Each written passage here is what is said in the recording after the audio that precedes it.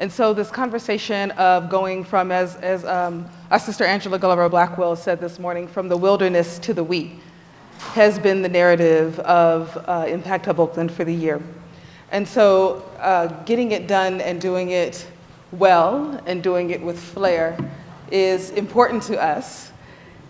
And I think there's something particular about the conversation that we can have that is rooted in the feminine. And so I want to invite each, I'm noting when I turn that the mic stops. Maybe I'm going to move it. Okay.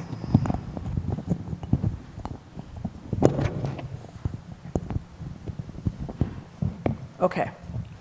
Now, I'm going to invite each of you to tell us, just give us the snapshot of your organization or your company, the enterprise that they are, who your first investor was. Yes. And who you do this work for. And I don't mean who do you work for. I mean, who do you do this work for? Listen, Jessica, if you could start off. Okay, let's see. Hi, microphones. Y'all don't know this about me yet, but I love a microphone. I mean, oh my gosh. I was that little kid that, like, you know, if you had a microphone on, I was doing a show. It was a whole thing. You were that kid. Oh my gosh. Okay. So this is feeling really comfortable.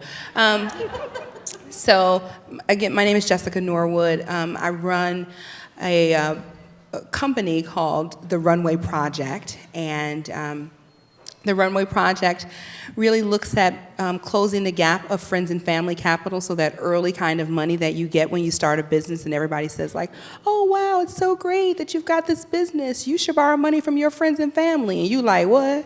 What friends? What family? Who got that money? Where you at?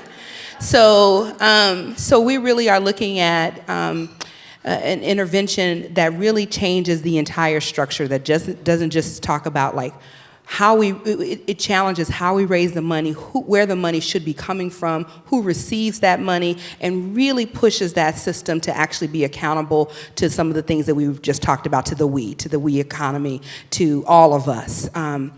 And you know, it was an interesting question. My first investor, you know, that's an interesting question, because I think I would probably answer that maybe a little differently today than I would have if you had asked me a year ago.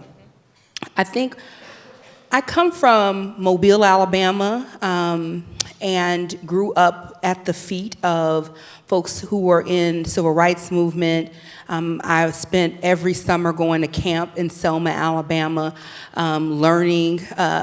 So we didn't get to this conversation by accident. People very deliberately poured into me to know what to do next, to know to work on the economic pieces of things, even if I didn't want to do it. And I come from a family that was all in elected politics, and so getting here was very strategic of investments. And so I would say that they were the first investors, that your community, no matter how fragile it may be, tries to give you the best of what it has. Whether it be good stuff, whether it be some negative things, it's an opportunity to learn and to figure out how to lovingly challenge the things that are working or not working inside of that community. And so I would say not only was it mom and dad and auntie and uncle and other folks that were extended family and activists in Selma, and it was also babysitters, it was also church folks, it was everybody who gave me a word and pushed me along the way, who deliberately said, you're the next iteration of what we've got to do, and gave me that magic and that power and that ability to go forward. So I think it was Alabama that was the first investor. I think it was my mom and my dad that were first investors. Yeah. All right. Yes. My name is Nia Evans. I'm with Boston Ujima Project. I have a love-hate relationship with the microphone. I love the mic because my voice is soft and it amplifies it. I hate the mic because I'm very shy, but that's okay. So, snapshot. Boston Ujima Project is actually a brand new organization. We officially launched a few weeks ago, September 8th and 9th. So we are now around a 250 member body organization that is democratically governed, and everyone who is a member is invited to invest in a fund that is not yet set up, whether or not they are accredited or not accredited investors. And everyone, every member has a vote as to how our fund will be allocated, again, regardless of the amount that has been invested. That's a quick snapshot. So I would say the two centerpieces of Boston Ujima Project are our democratic body, our members, and our community-controlled capital fund that we're currently developing. And we're surrounding that with support like a business alliance, a technical assistance network. We have an anchor institution strategy that we like to carry out. And the most apt word to describe Boston Ujima Project is ecosystem.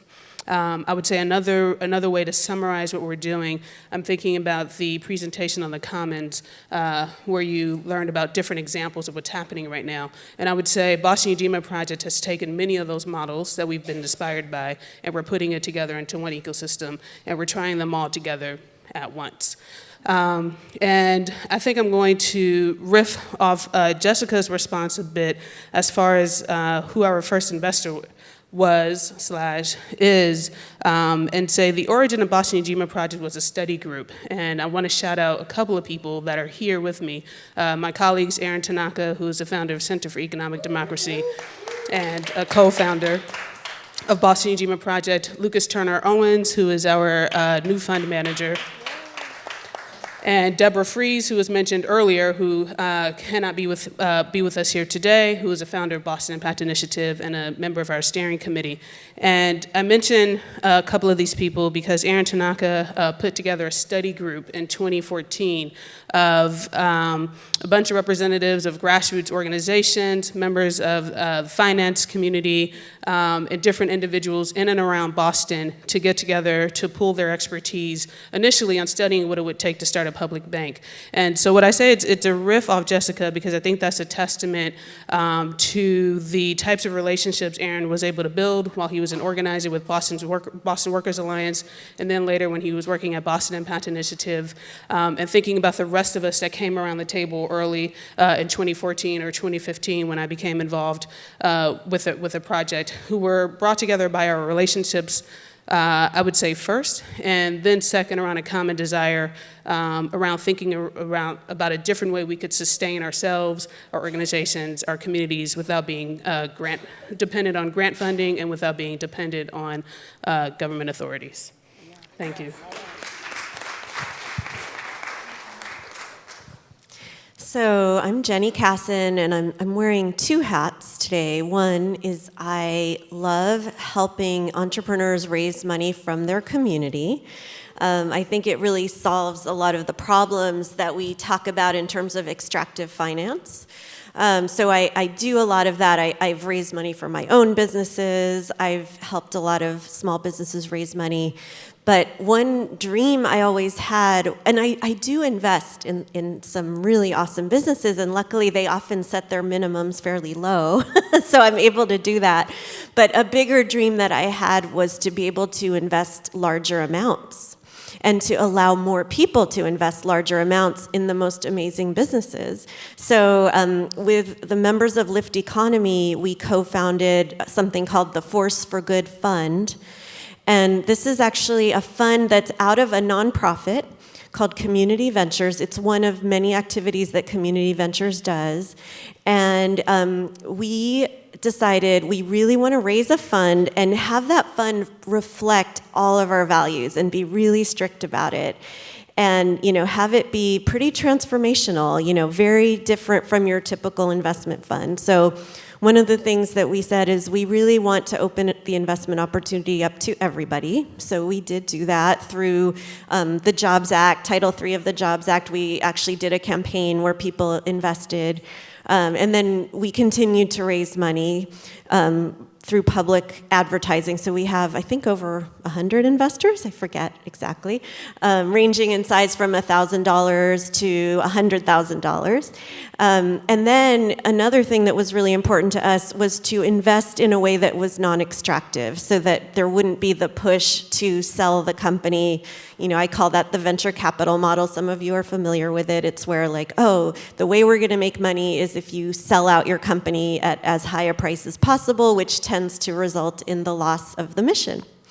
And so the way we invest is similar, actually, to what Derek was talking about. It's a more of a non-extractive model where the company gets to decide what to do and doesn't have to be pushed to grow at any cost. And another thing is we have committed that at least 50% of our investees will be women and at least 50% will be people of color.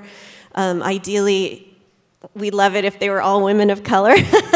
We're heading in that direction. So anyway, we just, we are so inspired by our investees.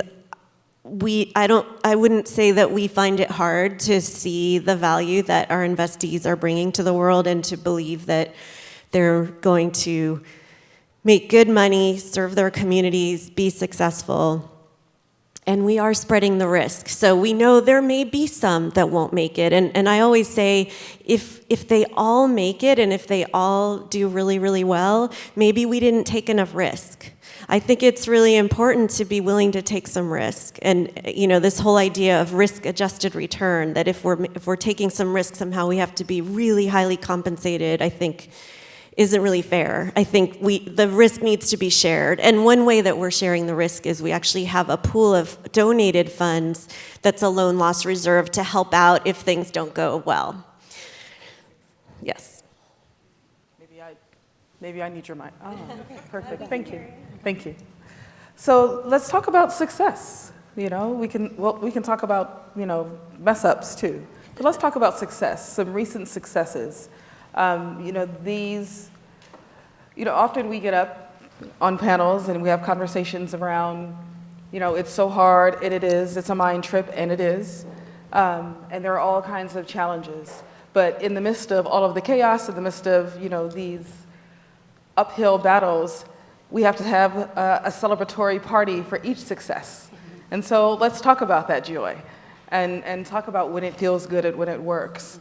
To have, your company being launched like a couple of weeks ago. And I watched a video and it looked so celebratory and folks just kind of like out in the yard in the sun, talking about what they wanted to fund. The whole conversation here is that everyone is a funder, that everyone is an investor, and that we have to see ourselves as with the capability and the ability and the desire to actually invest and fund one another. So, Nia, could you talk a little bit about, your work? And I want to also presence kind of this construct that I see that is happening in terms of collective work and responsibility and faith and unity, you know what I'm saying? And creativity. And these principles that have been framed in a cultural tradition called Kwanzaa. And that, we see that used to be that only Black folks talked about this, but we see this kind of like widespread conversation in the use of the language of Kiswahili to bring forth concepts and ideas in this development, this new social entrepreneur world, you know what I'm saying? And so I'm just presencing your name, Nia, and the Ujima Fund as two of the principles of Kwanzaa today, and just calling in the culture, because I'm a creative director. I see things through the lens of art and culture and creativity. So yeah, let's celebrate this joy. Yes, thank you very much, Ashara. Yeah. I appreciate that. Thank you. So success, I think because the Ujima ecosystem has quite a few facets to it, when we think of success, it's a multifaceted notion. So one, if we're talking about some metrics that are a little more concrete, going into our launch, we said we'd like to have at least 100 founding members. And we said for the year 2017, we'd like to have 200 members. And the night of September 8th, our launch, we ended the night with 220 members. So that was That was a great success. So we passed the founding mark, and we passed the mark for 2017, and now we're looking towards 300 members. And Aaron and Lucas have heard me tell this joke before, but I said this at a meeting a couple of weeks ago. I said, if you played junior varsity sports like I did, you had a coach who would say, you don't celebrate every shot you get back on defense. So we're celebrating, and we're looking forward. So that's one measure of success. I also appreciate you bringing up Ujima, which is Kiswahili for collective work and responsibility, and the spirit, I think, that clearly shines through when you see video from our Solidarity Summit last year, or video from our launch a few weeks ago. And definitely for us, another softer measure of success is whenever we bring people together, we want it to be fun. So we require that we put some thought into people leaving, having had fun, having felt inspired, having learned something. I think in some of the other conversations earlier, there were conversations about finance and language and terms and different cultures that exist in these different spaces. And so I think we are definitely very intentional about creating open learning spaces where whatever a person's background is, a person has left with something more. So that's important for us. And so I would say that's a success that luckily we get to experience every time we have an event. Because we have a great team that includes staff and really, really committed volunteers that I think also speaks to the notion of collective work and responsibility. We have at least 40 volunteers who've been working very passionately and intimately with Ujima since its inception in 2014. I think maybe in the interest of time, I'll probably pass the mic. But yeah, just to say, there are definitely lots of different ways we measure success. Great, thank you. Thank you so much. Yeah. Well, okay. Successes. So, last year this is a full circle moment that you are all getting to be a part of, because Okay, so last year we launched the Runway project, and we had a goal of raising $300,000 to just do a pilot to just see if what we thought was kind of possible. We raised about $500,000 in 2 hours. It's been an incredible journey. We were just talking this week. We will be putting out our first loan, and which clap, because y'all don't know. Okay, that is a full celebration. And we were having a discussion. Ronnie, who was on the panel before, Annie, who I don't think you've had a chance to meet, but in the breakout you'll get a chance to meet Annie with Self-Help Federal Credit Union, who was our partner. We were just talking as we were preparing, and I said, how often does it happen that you make a whole new financial instrument inside of an institution? Not very often. We did it. We did it. And so that is cause for huge celebration. Conda, Annie, y'all, I want to just stress for you, it doesn't sound like much, but to get the gear of a system and things moving to bend towards what it is that we say we believe in, and to have so many people working hour after hour with not a lot to work with, but believing in the fact that we can do this better, they pushed and they made it possible. And this week we get to sit inside of the celebration of that. And I'm just overjoyed that something that was something inside of my heart resonated so much with so many different people along the way. For the folks that put the money in early, for our beautiful partners, we piloted this concept here in Oakland, right here, and partners came along very quickly and said, well, we'd like for you to expand it into 5 more cities, and so we're launching for 5 more cities by May of 2018. It's really incredible, the journey within a year that we have been able to take an idea and merge those things together to use. And I don't know how much you know about the Runway project, but I'll just say that what we're using is certificates of deposit as a first instrument. And so any person can go and buy a certificate of deposit.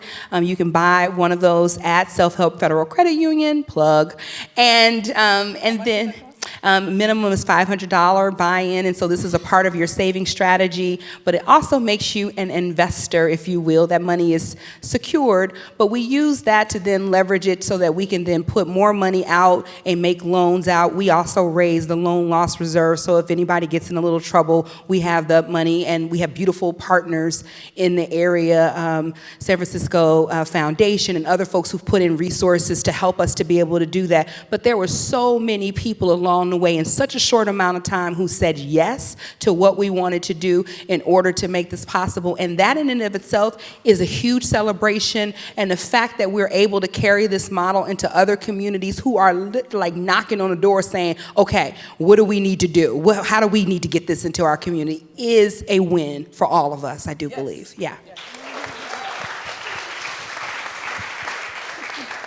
I mean, I really want to stress.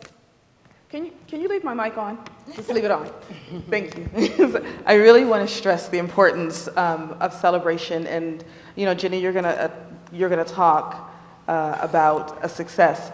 But one of the things that is common amongst your 3 projects is the centering of people of color, the centering of historical information, of knowledge, of ways of being in terms of economy and culture and what equity looks and feels and sounds and tastes like, because I don't want to leave out the multifacetedness of how we come to be wealthy together, how we build wealth and happiness and prosperity together, and to build out a frame that is about abundance is how we do this. And there's a saying that the Yoruba people in southern Nigeria say, how do you eat the head of a rat? Anyone know the answer? Bit by bit.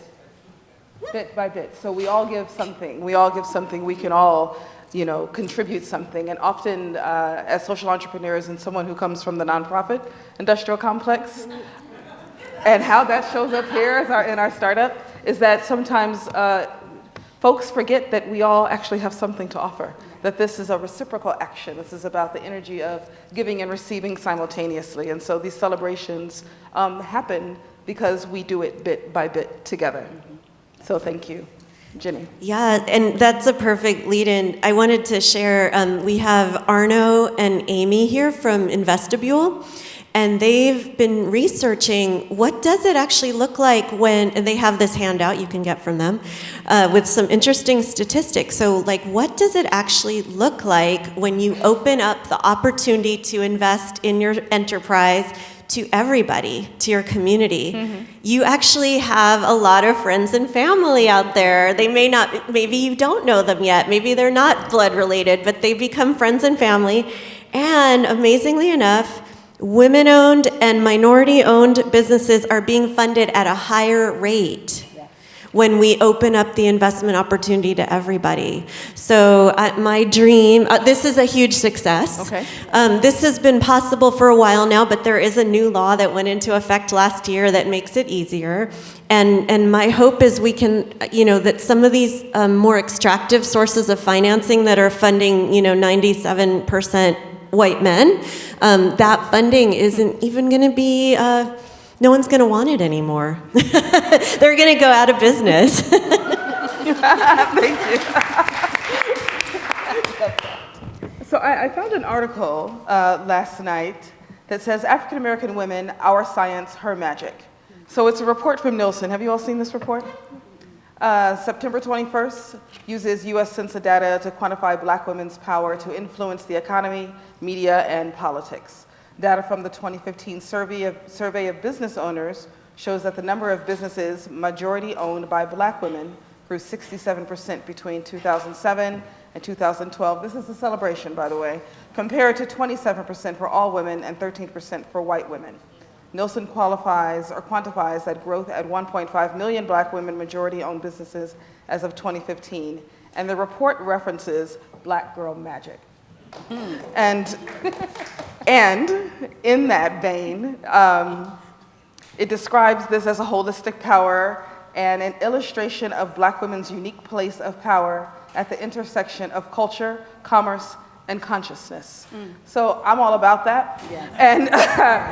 And I'd like if we could talk a little bit, dig a little bit deeper into the Black girl magicness of what is happening right now around the economy. There's been a lot of conversation of kind of like the return of the feminine, the return of feminine values and the ways and the roundness and the flow.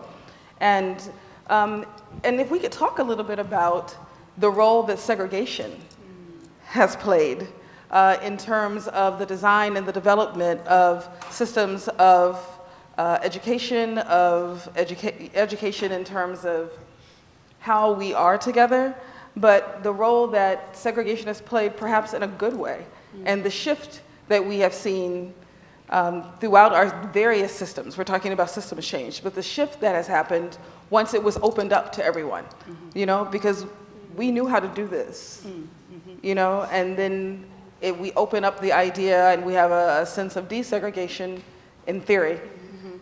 In theory, there is still the redlining happening. Right. But there was some genius in the design of being insular. Can we talk a little bit about how your work directly has been impacted by segregation and then desegregation? Yeah.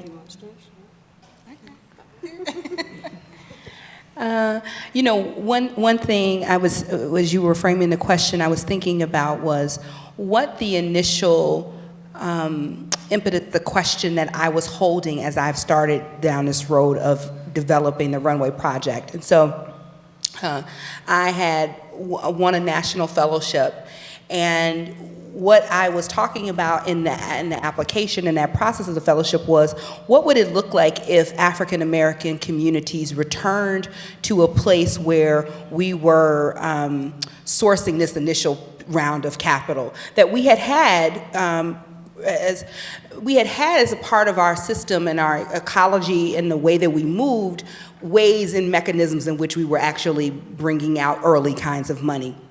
And that would have looked through savings and loans clubs.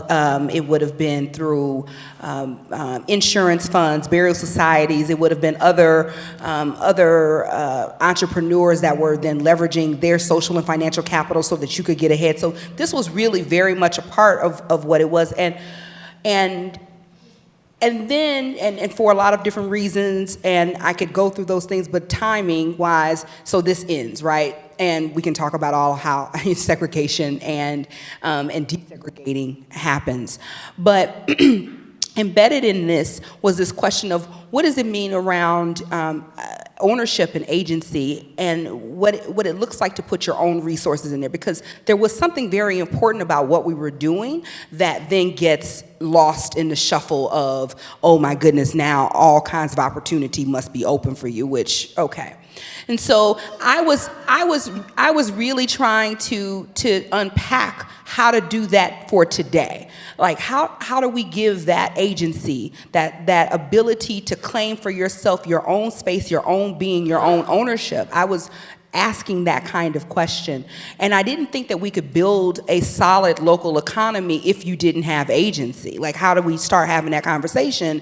And we were talking about things like local economy, we were talking about things like impact, we were talking about all these things, but there still was not this question of what agency really meant. And so I wanted to step into that space, and it was really about recovering what it was that we had done and we had done well, but situating it for this current time.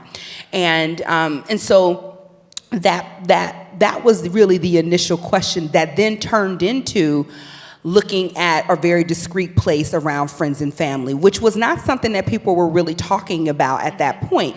So I was walking into the conversation saying, okay, look, everybody wants to talk about diversity in their pipeline. They want to talk about money is not available. They want to talk about access to capital, but everybody wants to eat downstream, but nobody is talking about what's happening upstream, which is at the very beginning. I don't care if you're making bread or you have a technology company that does bread. I don't know, but the point is that you're still going to have this particular need for this type of money because of the structural inequity around race, and that we have had for a very long time economic segregation, meaning not just segregation, but economic segregation where you were deliberately not able to be in commerce with certain people who did not look like. So you were relegated to a certain geographic area, but you were also only able to do business with other African Americans. And while that did make some people wealthier, it stopped the ability, particularly in today's economy, when we're talking about a global economy, it stopped people from being able to go forward. And so what we also inherited is that a lot of folks that I work with often say to me, Jessica, how do you scale a business? You think about the question, and what they're saying is, we've never seen that. We don't know how to do that. That's not been what's a part of our culture and our community. We have been relegated to this small space with this own community.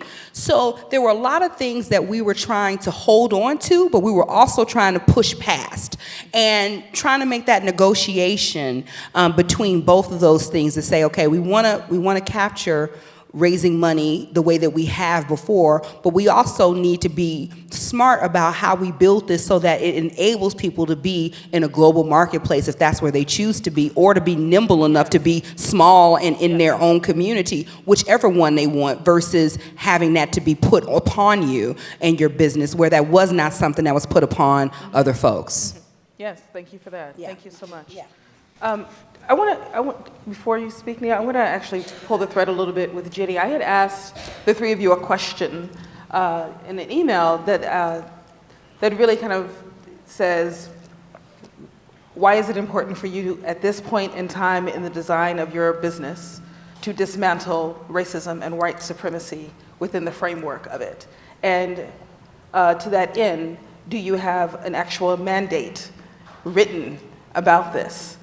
And so I'm generally, when questions like that are asked, it is the people of color who answer quickly and first.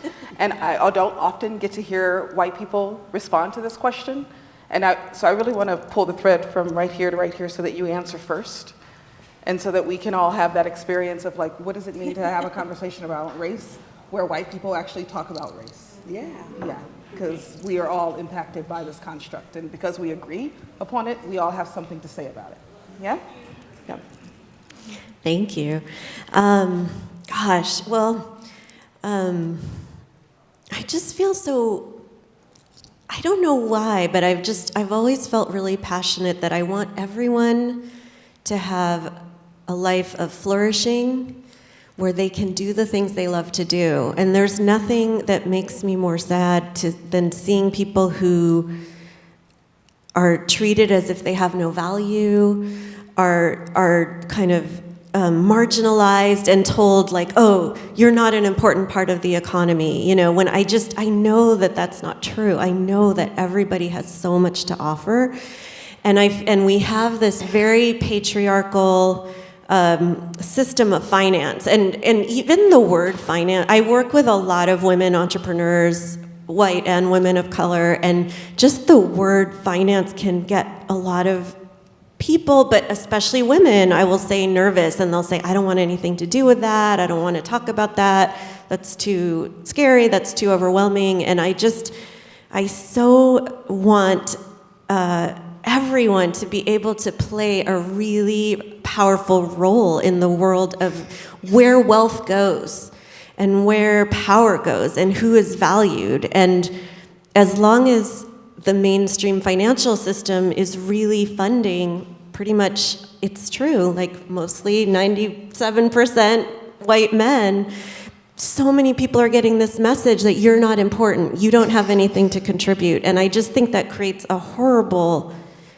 world for us to live in, and we're missing out on so many people's amazing contributions. And I've just been so lucky to witness the contributions of so many different people of many different races and genders and types of businesses and different geographical locations. And it's selfish. I want to live in a world where everyone can flourish and contribute their gifts to the world. Thank you. So is there something inside of the businesses and the projects that you are in power around that says, and I know it's been mentioned several times on the stage today, well, we hope there'll be more people of color, we hope there'll be more women, we hope. And it's like, you are actually in charge. This is a stage full of boss ladies right here, we're in charge.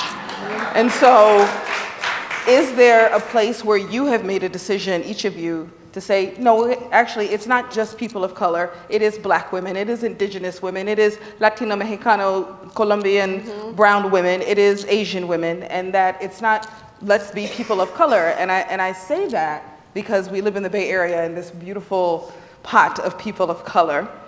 And sometimes that erases the unique conversations and histories and genius of specific folk. And what I know as an African woman who lives in this Black woman's body as a queer woman, I don't have any sense of freedom until I can put some work towards the freedom of indigenous people on this land. As I stand here and on this Ohlone land now, I lived in Colorado on Cheyenne land, and now I live on Ohlone land. And what is my job here? And so what is my job as a founder? What is your job as a founder, as a director, and as a boss lady? So I'm asking, is there something specific for each of you that says this is who we are focused and centering in our economic development, in our cultural development, in our creativity, and our wealth building?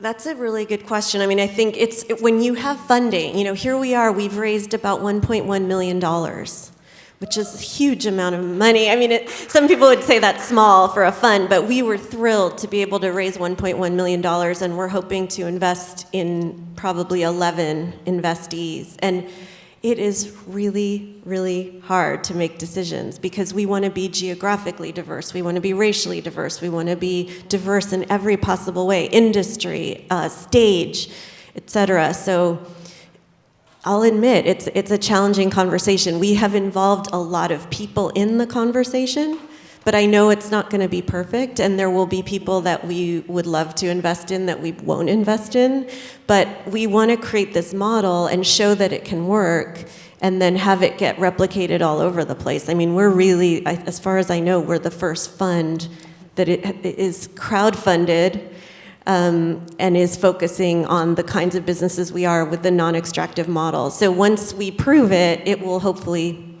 become hugely widespread, and everyone should be able to get this kind of investment, including white men. Everybody who wants to make the world a better place should have access to the wealth and funds they need to do that and to bring their gifts to the world, as I was saying before. Thank you. Thank you so much. Yes. Short answer, yes. So we are explicit that Boston Ujima Project is centered on working class communities of color in Boston proper. Membership is open, and we have 2 levels of membership, and our members outside of Boston understand a couple of things. One, they will not be voting members, and so as members, their contribution comes in the form of investment, feedback, support. And I would say that I think that's been another success is we ask Boston residents who do not identify with the communities that we'd like to center, even if they are Boston residents, and so that means technically they can be a voting member, we ask them to do a little bit of self-organization and consider getting a Solidarity membership. And Solidarity membership meaning I'm not part of the community. Meaning, right, I live outside of Boston and I love what Ujima is doing, so I'd like to support Ujima. And we've seen some success with that. So we've seen success with Boston residents who say, I don't identify as a person of color, I don't identify as a working class person, I don't identify as a working class person of color, and I love this project. So this is the type of membership I'm going to take out. And we think about how we center the communities that we want to focus on throughout our process. So even when we think about the voting process, and I want to shout out somebody else who might be in the audience, but I met her at lunch, Davita, who's in Detroit, who runs the Food Lab Project. We were talking about voting and the importance of really being intentional about that. Some of the conversations we have are things like, okay, what if we have a vote and it seems like while the voting is happening, the voices of people of color in Boston are being drowned out.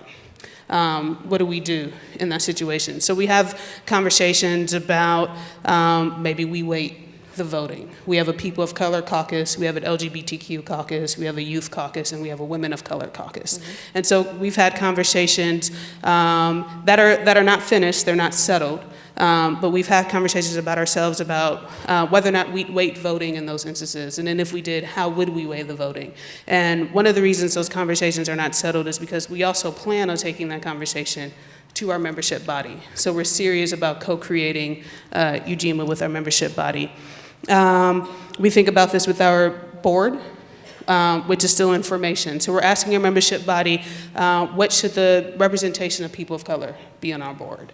With our business alliance, we're asking, when we think about the business alliance, what types of businesses are we accepting? So we're looking at businesses with social impact, and we're very explicitly looking at businesses that are owned by people of color, that are owned by Boston residents. And so we ask our membership, when we think about the business alliance as a whole, what do we think is an appropriate percentage for the number of businesses that are owned by people of color, number of businesses that are owned by women of color, number of businesses that are locally owned. Thinking about the management structure. What does that look like? I was going to ask Employees, you about what does the that governance look like? structure, and Exactly. as well you're working at the intersection of class and race Exactly. as well in terms of working class Exactly. community members and power building. Exactly. Yeah. So I would say every aspect of Ujima Project, from decision-making that isn't visible to decision-making that is visible, every part of our ecosystem, we think about how do we very explicitly center working class communities of color in Boston. Thank you. Thank you.